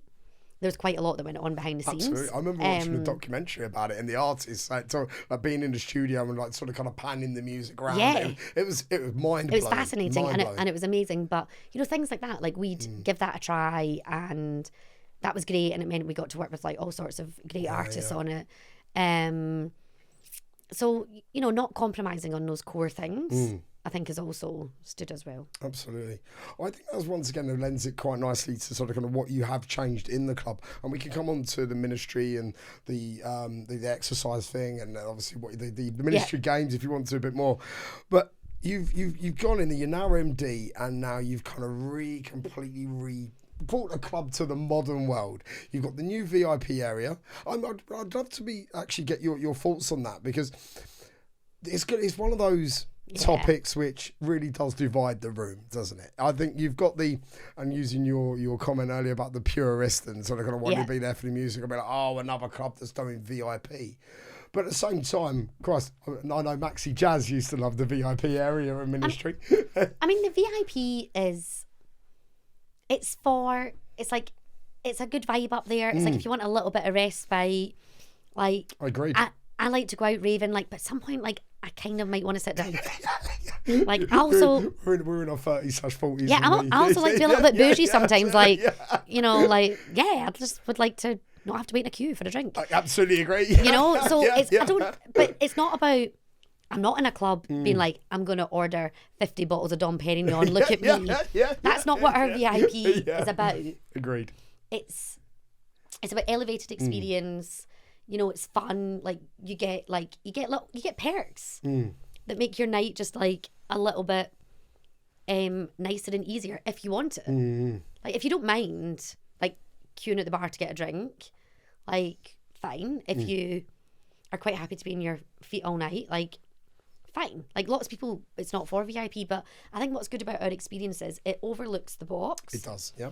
But you've also got that little balcony where you can go outside and in the box, can't you? Yeah. It's quite well hidden. Yeah. Like if you look up, you'll see it's there, but Oh. I don't think it changes the experience of anyone in the box. It doesn't. It doesn't absolutely. feel like, you know, there's all these like mad VIP moments going on. Agreed.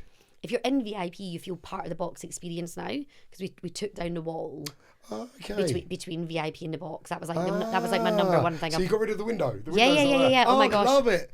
I mean, I've been trying to do that since like my third week. Because the VIP was always more the 103 than the box, wasn't it? Yeah, which is the wrong way down. Yeah, I agree. But, you know, it's like the headliner's on in the box. Yeah. That's who you want to see. You've got a 2-foot balcony otherwise, so you can go in there. Yeah. So we changed that round, but I don't. No one's like you don't really notice VIP if you're in the box. Yep. I think the way the lights are and like you can see people moving around, but it doesn't feel like it's there's a status separation. Yeah.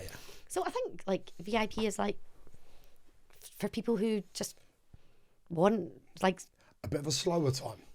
Not even that. Like VIP is like it's a vibe up there. Oh, it's so great. I mean, like you're not right in the mix, getting all hot and dusty and bashed or they just want a minute, or like exactly, like they're just like I don't know. I just don't want to wait in queues. Yeah. I'm just like past that. Yeah. Like you know, and some people are like happy to. Our VIP is also super fairly priced. Yep. You know, it's not like thousands and thousands of pounds for a table or whatever nonsense like that. So it's like if you want a bit more of a premium experience, it's there. If you don't, like the rest of the club is for the masses. Absolutely, yeah. But it's much better. Like our VIP used to look like Frankie and Benny's. Yeah. It was really bad. Well, I know it very, very well, and that is one of the best definite comparisons I've ever heard. Like honestly, it took me 10 years to change that. If it makes you feel any better, Caitlin, I used it a lot, and I always loved it. People loved it, but every time I went in, I just thought, to get away. I can't wait to rip this out one day. Well, did you know? I think you'll probably know. Was it before your time? I don't know, because there's a bit in Batman: The Dark Knight that was actually filmed by the old VIP area. Yeah, I mean, along that sort of Ministry's in loads, like Spice Girls the movie. Yeah. The Inbetweeners, Batman. Like, it's in lots of... That's really cool. Yeah, That's it's in loads of films. Amazing. So let's come on to the refurbishment of the box then. Look, it's for me, as I say, the box has been an icon forever. It's actually I've always wanted to play my goals in DJing have been two places. I always wanted to play Cream at Amnesia, and I've always wanted to play the box. They're my two goals. I've done neither of them yet. Cream's left Amnesia, which I'm gutted about. You never know. One is still possible then. One day. Yeah. But so you've got this icon, and now you're looking to change it. Where do you start with planning something like that? The sound. Okay. Well, you're talking about the sound. Actually, I'm glad you mentioned that straight away, because the Ministry won the best sound system of the year after year after year.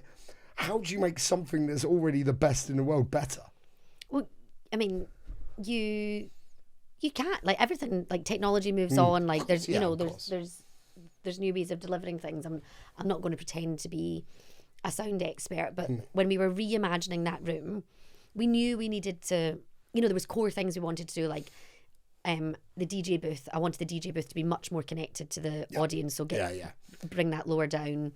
Like, people want a more 360 experience now, so like having space behind the DJ to dance, like, instead of, like, you'll remember there was like a a very crowded funny little set of stairs, and it used to get quite busy up there. And I think from an artist experience point as well, like, it used to be really annoying for a lot of DJs, because, like, you'd have DJs mates and, like, people would all be in the booth. Absolutely. And, like, if you're DJing, like, the last thing you want is some drunk person like, round your round your neck. So now this, like, means that artists can have, like, a pure experience, but people can still, gather around. So feel like they're behind the DJ. You've got that mix. And we don't, on certain nights as well, it's not like, some nights you need special wristbands to be behind there. On other nights, it's just open. So again, it's like, we don't have this, like, elitist thing all the time. Absolutely. There's a mixture. So there was things like where the DJ booth was and how we connected that to the audience, and having more of a visual spectacle. We wanted something in that space that visually, when you looked at it, you went, that's Ministry of Sound, without it having to be the logo. Absolutely, yeah. So we had some core things that we knew we wanted to achieve,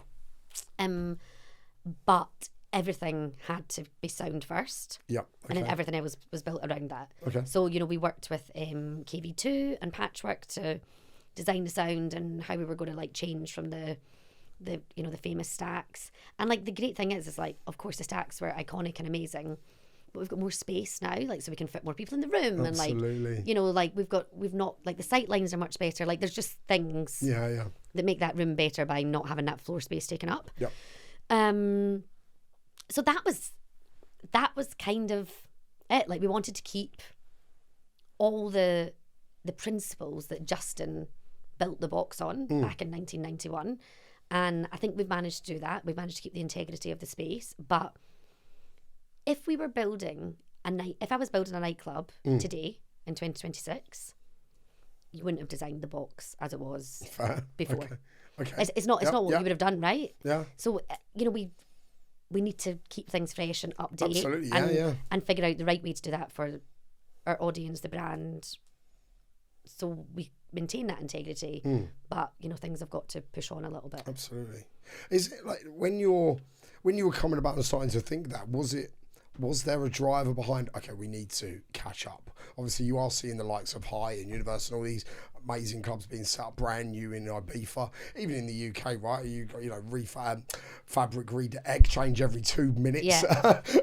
Obviously, even you've seen Kirk Allen doing XOYO and everything like that. Yeah. Is that a lot of drivers trying to keep up? I think the visual and production experience in the box was lackluster. Yep.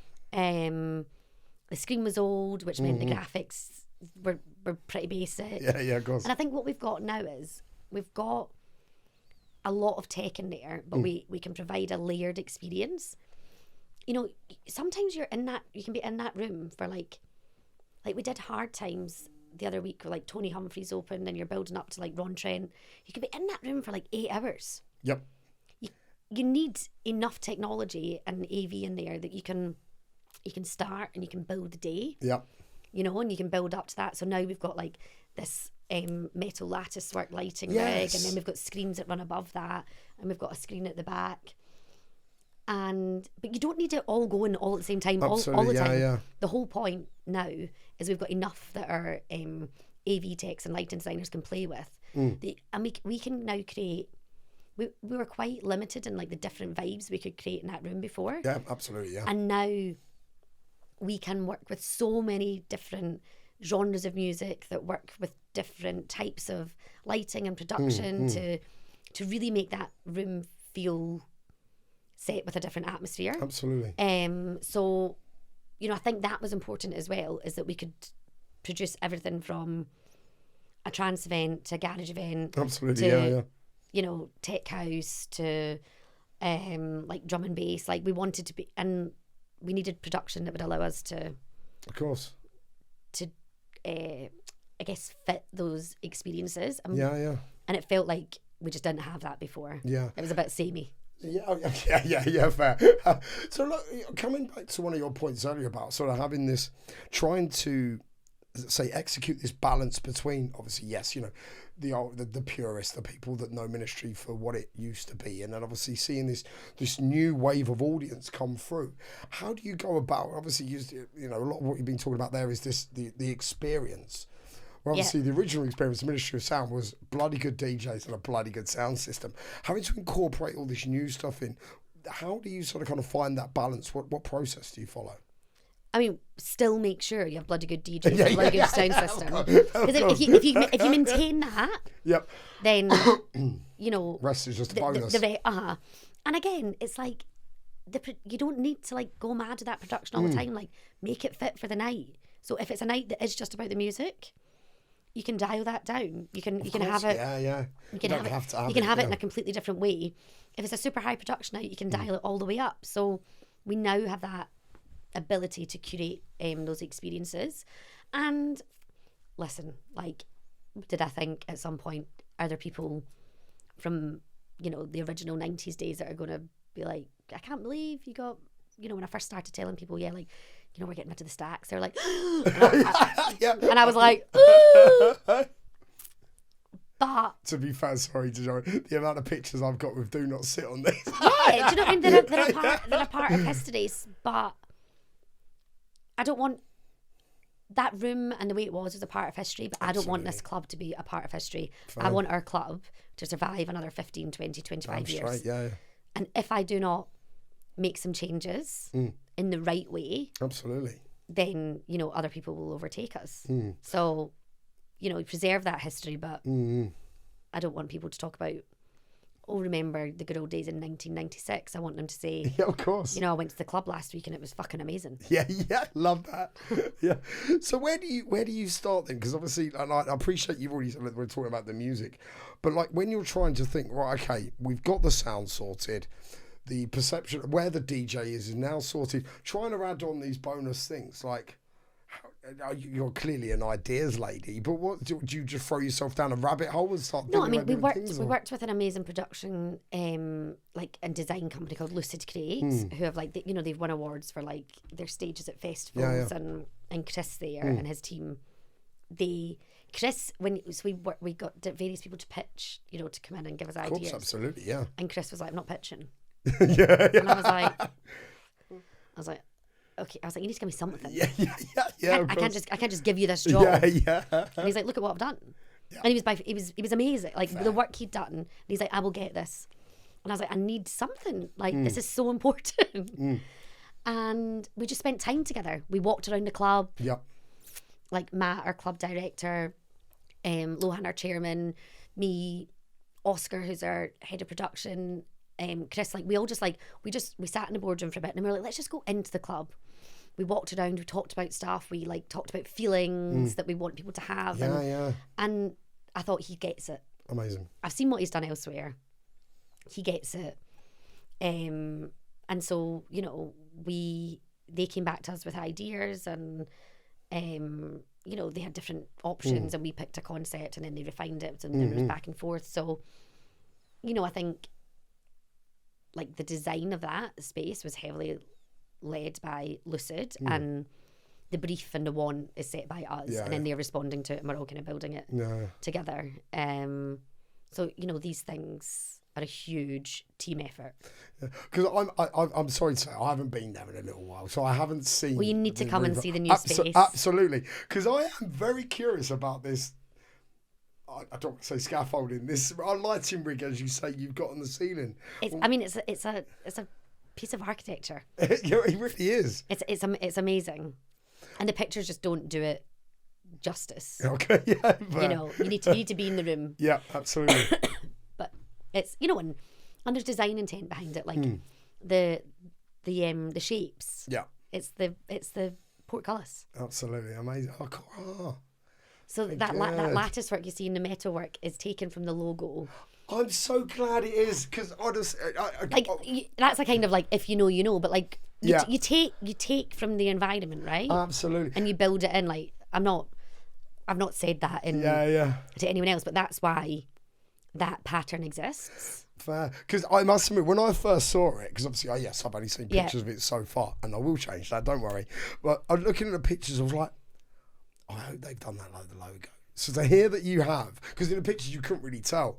But now the fact that you've said that makes me very happy. It's just the portcullis section. Yeah, in the middle of the that is takes inspiration from the logo. No, but it's that bit in the middle, amazing. Yeah, I love that. So there's elements from that's history and inspiration absolutely, weaved within the new stuff. Amazing.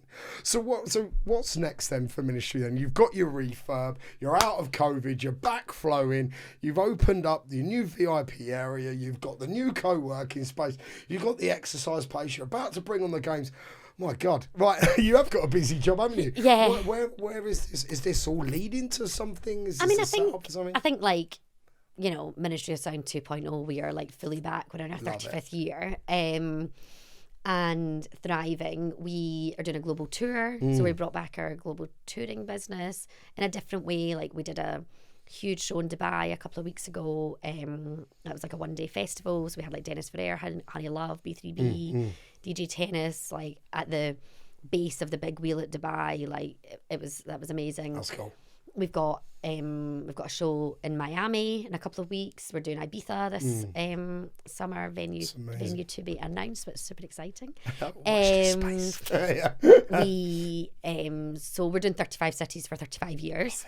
And that's anywhere from like Brazil to Mykonos to anything in between. So it's crazy to have such an international brand for, let's be honest, a club that's based in London. Yeah. It's so cool. It's such an achievement.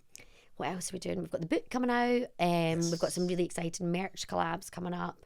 We're also bringing out like a capsule collection, like 90s, noughties, ravewear inspired clothing in September. It's our birthday in October, so we're doing a 35-hour rave with some super, super, super, super exciting headliners. Amazing.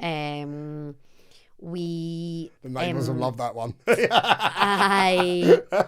What else? So I'm working on a big digital project at the moment as well. So yeah, like what's next is like if we have an idea and it's good and it's interesting, we'll keep churning them out. Love it. I am here for it. I'm not quite exhausted yet. Yeah. Give it time. The amount you've taken on, let's be honest, in the last few years, you've done a lot to Ministry, and I love it. So, has there been a highlight for you? I mean, most recently, we held a press dinner in the box. I saw it. Looked really cool. And so basically, we did the box refurb. We did a couple of events at the beginning of Jan. We had the 5th of January. We reopened on the 30th. So we had 25 days to do this.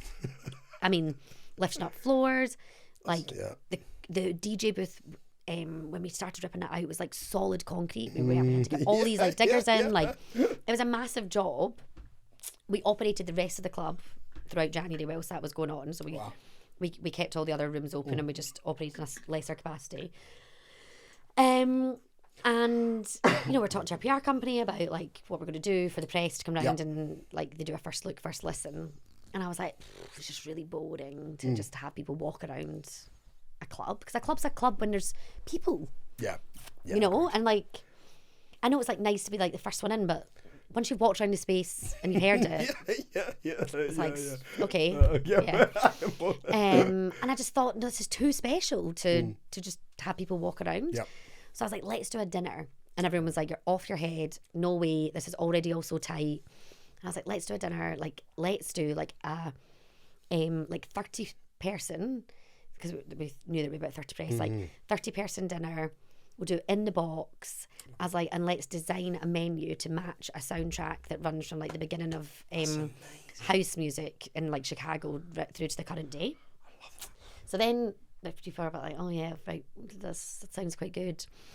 And Matt, our club director, told me about this amazing chef, Brad Carter. Big up, he is a legend. I'm going to do some more work with Brad. So he'd done like all these amazing pop-ups, and he'd taken a lot of influence from like dance music culture. So spoke to Brad, he was bang up for it. Spoke to Ralph Lawson, who then curated the music, and the whole, like, they designed this menu. Like the first dish was Chicago deep dish pizza, and we served it on turntables in the middle of the, and like, that's amazing. The musical journey that Ralph took us on through like a 5-course tasting menu, all paired with cocktails. Like, I thought, you know, the press were going to think this is very impressive and it looks beautiful and the lighting's all going and this will be great. When I tell you, desserts were coming out and people were dancing on the table. Amazing. There was only 30 of us in there. That's what Ministry's but about. I was like, look at the energy, the vibe, the excitement, like all of, you know, other words beginning with E, like in this room, like look at how good it is. And honestly, I had to take myself like out for a little cry. Like I just had like I thought like I was so proud of my team, like the hard work that had gone in to, and like, you know, I'm like, oh yeah, you know, it's not me that's in there for 18 hours a day making this happen. And I'm like, okay guys, well if you could just knock a day off the bill so like we can do a dinner, and everyone's like, I'm gonna kill her. And we did, like, again, it's that attention to detail. So the music, the menus, like the table was just like a big long table run down the centre of the room. It looked beautiful. We took the metal from the DJ booth, we sent it off to a factory. They cut it into, so in the early 2000s, when you got like a membership to the ministry, it came as a dog tag. So we got the metal of the DJ booth taken, we got them made into dog tags, and then we gifted them to everyone on the night. People were like out the box, had them on, like I love they it. were all numbered like one, because we only did 100 of them. So one of whatever, and then everyone was like, what number did you get? What number did you get? And, you know, I was telling someone the other day, I was like, did it nearly break everyone? Yes, but was it worth it? Like, so worth it. The feeling in that room, and like, you know, I have such wonderful people that I work with every day, and to like sit around in that room and like everyone's like dancing on tables, and like we really achieved something. And, you know, you've got press everywhere from like Rolling Stone to Forbes to DJ Mag and Metro and like everything in between, and like the guy sitting across from me was 22, like he was a journalist. And then you've got like people who are in their 50s and were there in 1991. You've just got this mix of people.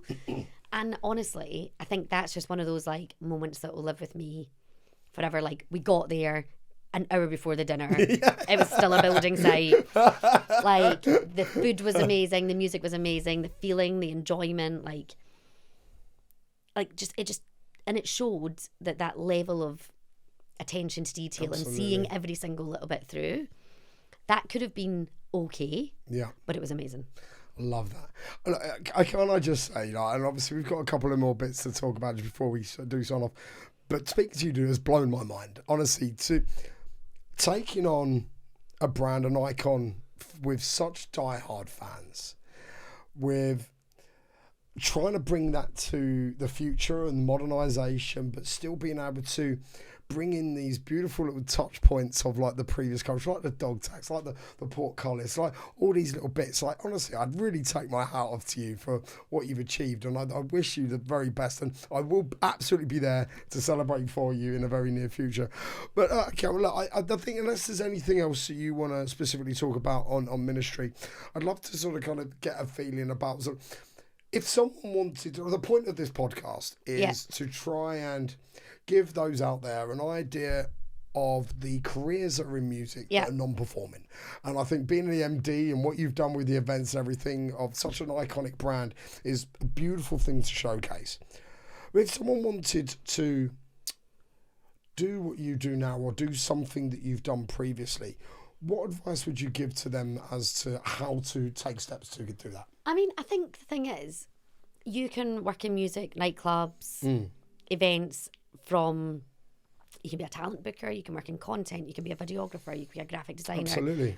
You could be a sound engineer, you could be a lighting engineer, you could work in artist liaison, you could be a stage manager, you can be an event producer. Like the jobs, like the artist is like the jam. It's like the jam in the middle of the donut, right? Yeah, agreed. And then there's this whole ecosystem of agents and managers and press and labels and all these things, all sitting around all of that. This is exactly why this exists. So, I think people should think about like their core skills and interests, because it's hugely varied. You know, whether that's like you want to be in a live environment or in marketing or you know, technical, like operational, like I think there's like different strands. So like I think find a bit of a common ground. Yeah. And then like go and just get some experience. Like do some work experience, apply for jobs. Just also look at job ads and like look at how they're described. Think, oh, that would be interesting for me. Like, obviously, I'm not suggesting like go and like do 50,000 jobs. Like, but you know, if you're starting out your career, I would really encourage you to go and spend time in businesses. Most businesses, if you phone them up and say, you know, I've got a real passion for, I want to start a career in sound and lighting design. Yep. I've done a course, or I don't really have any experience, but I'd love to go in and shadow. Yep. Most businesses, they might not say, yeah, come in tomorrow, but they'd be open to that. You know, like find the right person, like find the HR person or the person who might run that part of the business. Like, and I mean this in the nicest way possible, but like I get gazillions of LinkedIn messages that are just like totally irrelevant to me. Like people sending me tracks, and I'm like, I don't work in A&R. Like, don't send me your track. It's like, it's not gonna. Thank you for applying to me then. But it's like, you know, take the time to make sure, if you want someone to give you their time back, take the time to make sure that you're reaching out to the right person. Absolutely. Don't blanket have a scattergun approach. Like research things. Scalpel, not a shotgun. Yeah, like so. I think there's a million jobs in music, entertainment, nightclubs, etc. It's a hugely rewarding environment. It's also a place you can build a career. Like I've had bartenders move into GM roles. Oh, like wow. I've seen bartenders move to content creation roles. Like you know, it's a career. So like get your foot in the door. Like just be yes, I'll do that. Yeah, say yes, take a job, like do a thing, like be the art. If you're interested, but you've got a 9 to 5, like take some artist liaison shifts at the weekend. Get to know the artist. Like an artist liaison role, it's such a good role to do, to get to know the club operations team, the talent team, the marketing team, the content team, the artists themselves, the artist managers, because you're the touch point. Absolutely, for so many people. Like. Go and do that role. Figure out, I mean, it's tough. Of course. You know, it's demanding. But you'll get to experience different things. So, like, try and do your own research and work it out. And then have a targeted approach at getting in the door. I love that. And so what's coming on to the last bit then? So what's next for Caitlin? Obviously you've renovated the whole of Ministry of Sound. You've now made it to the tippy top of the pecking order. What's next for you? Well, I guess we've done the renovation and we've got a really exciting year planned, but I've got to deliver on all of that. Yeah. Okay. So all the amazing things I've told you about today. Yeah. On the, what we 7 weeks into the year, I need to deliver on. Absolutely. Merchandise lines and capsule collections and collabs and world tours, and so I think delivering a lot of the things we've spoken about today. Absolutely. And I've got a couple of projects up my sleeve that I'm working on. No. Can you tell me off recording? Because obviously you've got the, and also I don't want to get too much back into this, but you've got the games, which once again is a brand new initiative from Ministry of Sound, and that's launched. Is it June, July? So we've got the games is on the 11th of April. Sooner than I thought. We've got one in April. I'm not going to get this right, Emma. April, June, September, November. Yep. So we do them quarterly. Yep. 1,000 people, 2 days in the club, like really tough workout. Love it. Different genres, different rooms, everything from like cardio, strength and conditioning. You move through different zones of the club, a circuit, and then afterwards you have a rave. Love that. People try and bring the nightclub experience into a lot of these fitness events. Of course. But we actually bring the fitness event into the nightclub. And we're going to do some of these internationally as well. So I'm working on some international deals at the moment to take that overseas. So it really is look, we've got some cool initiatives coming, but really actually behind the scenes it's watch this space, because you've got them hiding up your sleeve. Yeah, I've got a few things on the boil. I love it. Well, I'm looking forward to talking to you when these turns off. Look, one more question, unless there's anything that you think I've missed or you think people out there should know. It's a question I ask all my guests, and that's in 100 years' time, people look back and they hear the name Caitlin McAllister. What do you want to be remembered for? What's your legacy you want to leave behind? Oh gosh, what do I want to be remembered for versus what will I be remembered for?